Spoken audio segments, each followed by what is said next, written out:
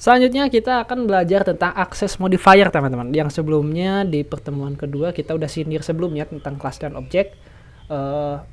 Access modifier itu ada 3. Yang pertama ada public, protected, dan private. Nah, apa sih maksudnya ini? Jadi pada dasarnya ada lingkup, kita udah belajar lingkup variabel ya teman-teman. Nah, dalam kali ini dia ada lingkupnya teman-teman. Nah, kalau misalnya public, dia bisa diakses di mana saja. Nah, sedangkan kalau misalnya protected, dia bisa diakses di mana saja dan juga pewarisnya atau objek-objek yang digunakannya.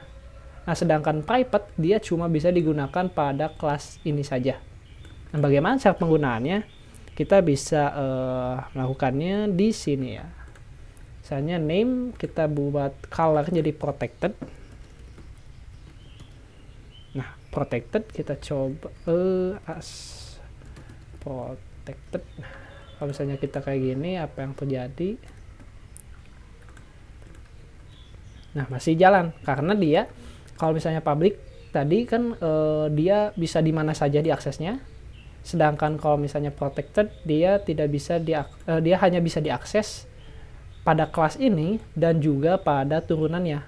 Nah, sedangkan kalau private, kita buat private ya teman-teman. Misalnya kita buat beratnya weight gitu ya.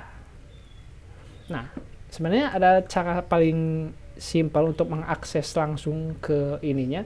Kita tinggal cukup dolar atau di sini kita buat echo di sini. Kita pakai ini lagi. Dolar Avanza, kita bisa langsung akses si variabel propertiesnya dengan dolar Avanza weight ya.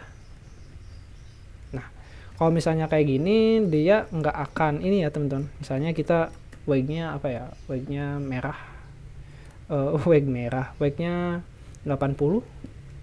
Nah, ini nggak akan bisa teman-teman. Jadi dia akan memunculkan error ya. Jadi ini kita coba pakai titik di sini. Kita coba di sini, maka akan terjadi error karena kita tidak bisa mengakses private property. Jadi private property dia hanya bisa diakses di kelas ini saja. Jadi turunannya atau misalnya objek-objek yang kita buat itu tidak bisa mengakses si berat ini gitu. Itu dia penggunaan dari access modifier.